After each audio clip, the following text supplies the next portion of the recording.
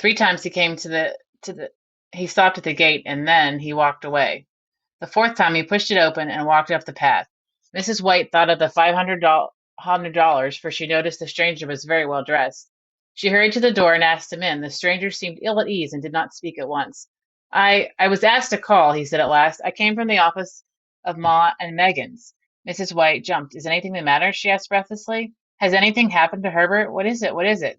Her husband interrupted. There, he said quickly. Don't jump to conclusions. You've not brought bad news, I'm sure, he said to the man. I'm sorry, said the visitor. Is Herbert hurt?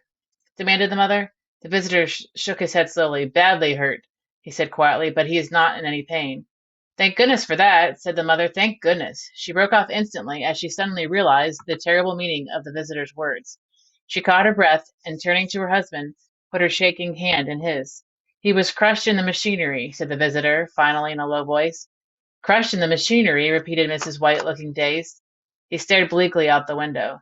He was our only son, he said softly. The visitor coughed and walked slowly to the window. The company wished me to offer their sincere sympathy to you in your great loss, he said.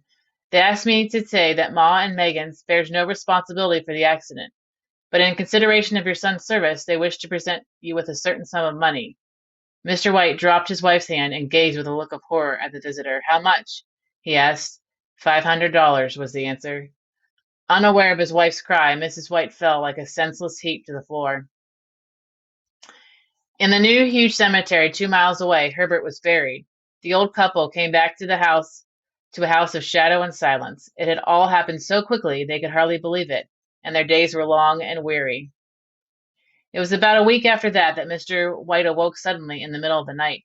He stretched out his hand and found himself alone. The room was in darkness, and he heard the sound of his wife weeping near the windows. He raised himself in bed. Come back, he said tenderly. You will be cold. It's colder for our son, she answered quietly. His eyes were heavy with sleep, and he began to doze when a sudden wild cry from the wife woke him with a start. The monkey's paw, she cried wildly. The monkey's paw. He jumped up in alarm. What? What's the matter? She stumbled across the room toward him. I want it, she said firmly. You haven't destroyed it. It's in the living room on the shelf, he answered in a startled voice. But why? She cried and laughed at the same time and bent over and kissed him. I just thought of it now, she said wildly. Why didn't I think of it before? Why didn't you think of it? Think of what? He asked. The other two wishes, she replied quickly. We've only had one. Wasn't that enough? He demanded angrily. No, she cried triumphantly. We'll have one more. Go down and get the paw quickly and wish that her boy were alive again. The man sat up in bed. Get it, she demanded. Get it quickly and wish. Go back to bed, her husband said uneasily. You don't know what you're saying. We had the first wish granted, she said, her voice rising with excitement. Why not the second? It was a coincidence, muttered the old man. Go and get it and wish, cried his wife. Her husband struck a match and lit the candle. Then he made his way down to the living room and to the shelf. The monkey's paw was in its place, and he found it.